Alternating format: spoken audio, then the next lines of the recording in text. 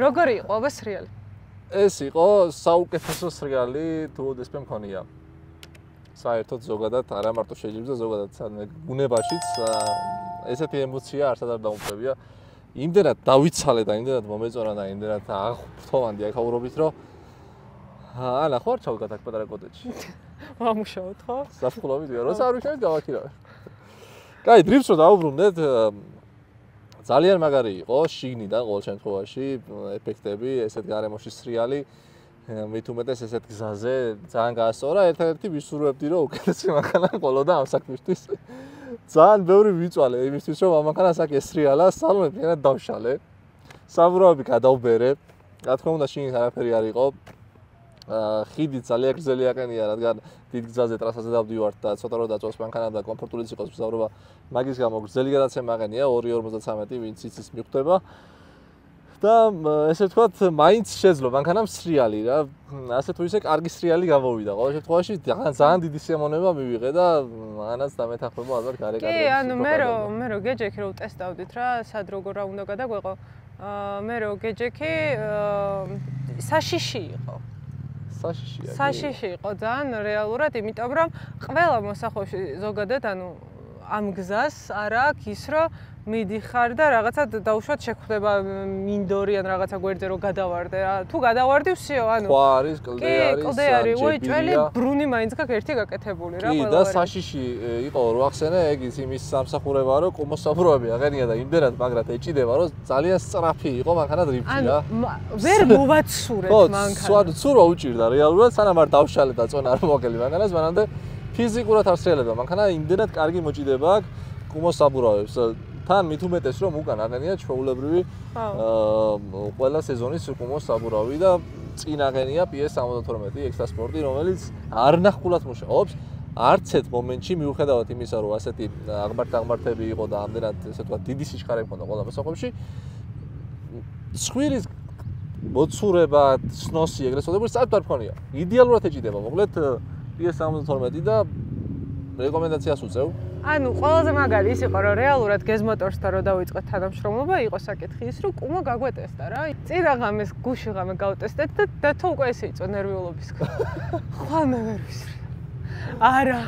ანა მე დავშლი მაგას ხილიფი მოლის დღეს. აი, ყველაფერი შელოცვა. რა, ყველაფერი გავუკეთე, მაგრამ ასე მე მგონი გამოვიდა კარგი ნახავდით კადრებს და არ ვიცი თქვი თუ არა, მანამდე ვიდეოში პრემიუმ ხარისხის საბურავი არასდროს არ მყენებია ახალი და სადა დედამიწა სხვაობა ახალი ჩინოს საბურავებთან. არასდროს არ მყენებია პრემიუმ ხარისხის საბურავი.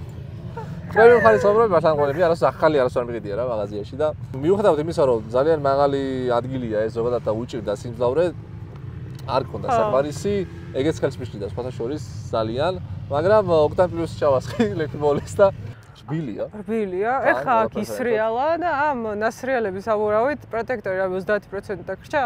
ხო, სადღაც 20-30% არის დარჩენილი. კიდევ ისრიალებდი სიამოვნებით, მაგრამ საბურავი არ აქვს ამ ეტაპზე მეტი, მაგრამ იქ ვარშავაში უნდა ჩავიდეთ ეხა ამ დარჩენილი საბურავით. აჰა.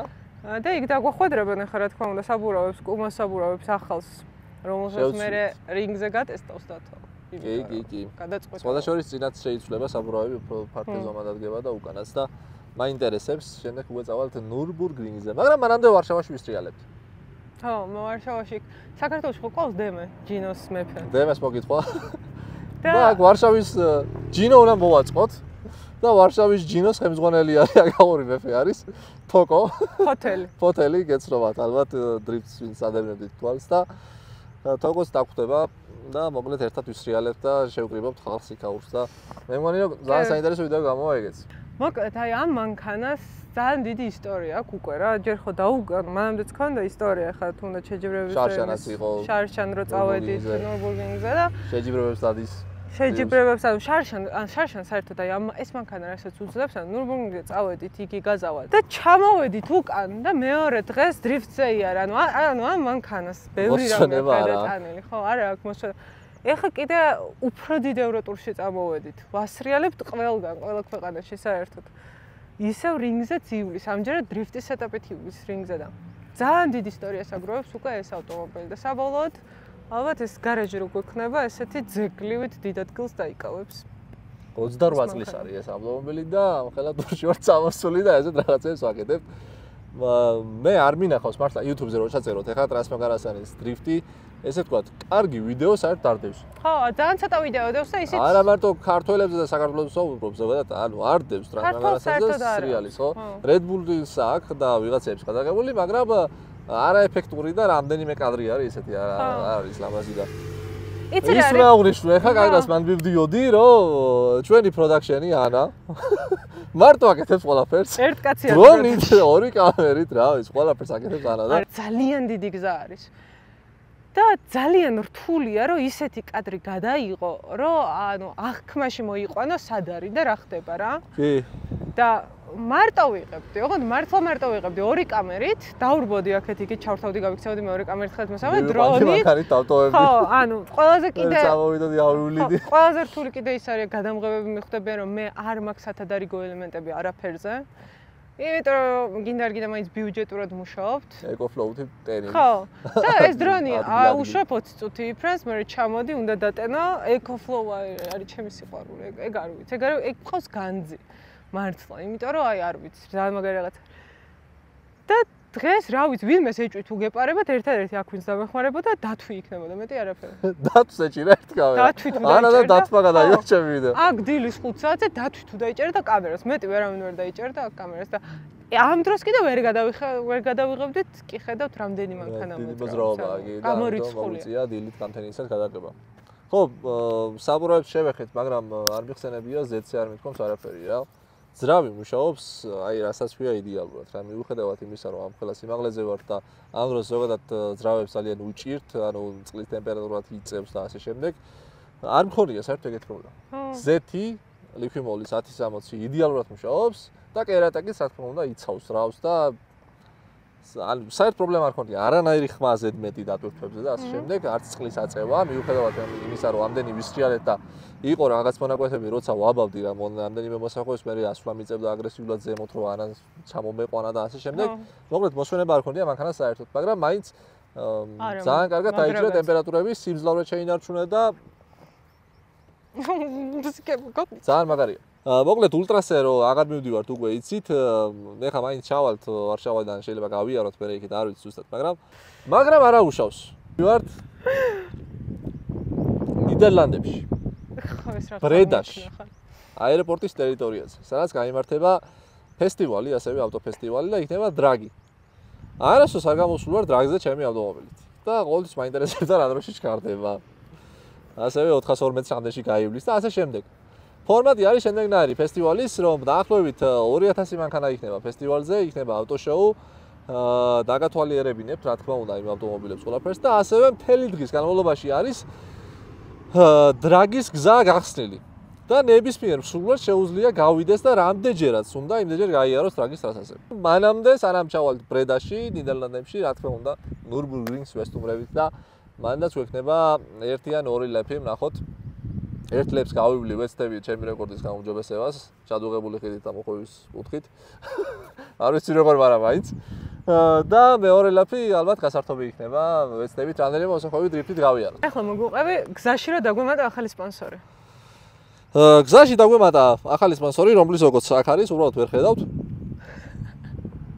ესერავტო, კარგად იცით, აქამდეც ყოფილა ესერავტოს რუბრიკები ჩვენს არხზე, მათი მანქანები გაგვიტესტავს და ჩვენ ვაპირებთ, რომ ევროპაში მოვინახულოთ რამდენიმე Lynk & Co-ს ოფისი. Lynk & Co, რადგან არის ჩინური და შვედური ბრენდი, ესე ვთქვათ, და მაინც ევროპაზე აქვს გათვლილი, ესე ვთქვათ, გაყიდვები და ავტომობილების და მომხმარებლების, ძირითადად ევროპიდან ყავთ ამ ბრენდს, საინტერესო იქნება, როგორი შოურუმები აქვს ევროპის სხვადასხვა ქალაქებში. და ვესტუმრებით რამდენიმეს გაჩვენებთ. Lynk & Co-ს ყავს TCR ვერსია. ეგეც, მოიცა რომელი მოდელია?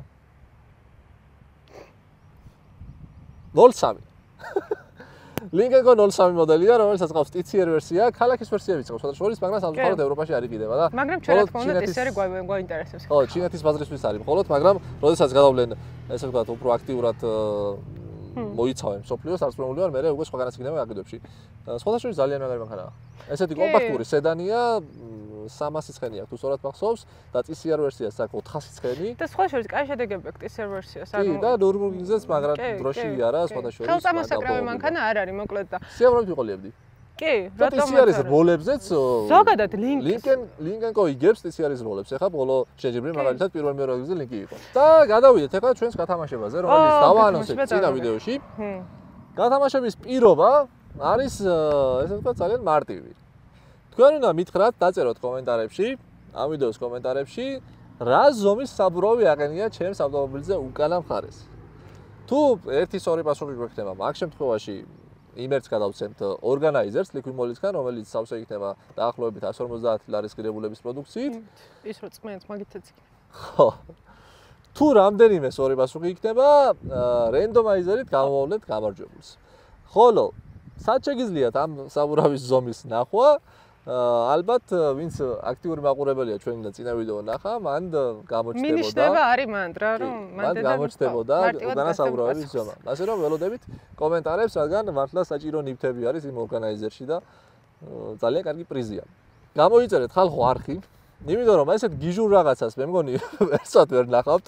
საქართველოდან მოდის თითქმის 30 წლის მანქანა, ხელით აწყობილი, სადღაც მთებში რუმინეთში, სრიალებს და ეს ხელით აწყობილი მომეწონა, იცი? ო, ბევრი რამე არის ხელით აწყობილი, დღესაც ეს არის მანქანა, ესე მოყვება. ხაბელოდეთ, მოვდივარ. ხო, ანუ სვაპია, გადაკეთებულია 1000 რამე, მე თვითონ პირადად ბევრი რამე გავაკეთე და მოკლედ ერთ გამოწერას მე მგონი მიმსახურებთ რა, ვინც უყურებთ არხს ისე რომ გამოწერილი არ გაქვთ არხი, გთხოვთ გამოიწეროთ არხი, იმიტომ რომ ეს ჩვენზე პირდაპირ იმოქმედებს და უფრო გავიზრდებით, უფრო მეტ ევროტურს შემოგთავაზებთ, უფრო მეტ აზიის ტურს შემოგთავაზებთ, უფრო მეტ ამერიკის ტურს შემოგთავაზებთ. ასე რომ აუცილებლად გამოიწერეთ არხი და ვისაც დრიფტი გაინტერესებთ, 3 გამომწერს ავარჩევთ, როგორც კი 20000 გამომწერზე ავალთ და ვეცდებით რომ დრიფტი გასწავლოთ. ასე რომ არ გამოტოვოს ეს შანსი. ამ ყველაფერს შეიძლება ბევრი ვერ მიხვდეს რა მიზანი აქვს, მაგრამ მიზანი ისე რომ ამ მანქანით რეალურად ვერაფერს ვერ იზავ ისე რომ დაუშვათ ვიღაცაზე უკეთ გააკეთო რაღაც, იმიტომ რომ ამ მანქანას არ აქვს იმ ხო რა ვერა, იმიტომ რომ ამ მანქანას არ აქვს იმის საშუალება რომ მაგალითად რინგზე დაწერო ისეთი დრო რომ საქართველოსდან ვიღაცა რავი კოტე სულამანიძე ჩამოვა იმით პორშეთი და მოგიხსნეს, ნოდო ჩამოვა რაღაცით და მოგიხსნეს, ანუ რა არ აქვს ასეთი შესაძლებლობები ხო? ამ შემთხვევაში აქ არის ეს მანქანა როგორც რაღაცა ჩვენი ნაწილი და დათოს შესაძლებლობები, რასაც ნახავთ რა. დრიფტის თემაზე თუნდაც აქ ეხა რავი შალიკა რო ჩამოვიდეს თავის დრიფტ კარით დაადუღებს აქაურობას, ხო? კი. ბევრად ის უბრალოდ ანუ აქ თავიდან ბოლომდე არის ის, რომ ისეთ რაღაცას რომ ესენ მანქანით ვიღაცა წამოვიდეს ამ ხელა გზაზე, არავინ არ იზავს რა, მართლა ხო? მართლა მაშინ ძალიან მნიშვნელოვანი უნდა იყოს ეგ მანქანა შენთვის და შენ სურვილი უნდა იყოს, უნდა გინდოდეს ეგ ყველაფერი და ჩვენ ვართ ადამიანები, რომლებსაც ავტო განხილვა კი არ გვინდა, მანქანა გვიყვარს, მანქანით მოგზაურობა გვიყვარს და მანქანით რაღაცა თავგადასავლები გვიყვარს. და შესაბამისად მაგიტო ვაკეთებთ ამ ყველაფერს. შემდეგ თავგადასავლამდე გემშვიდობებით. აბა დროებით. გათამაშება არ დაგავიწყდეთ და გამოიწერეთ არხი.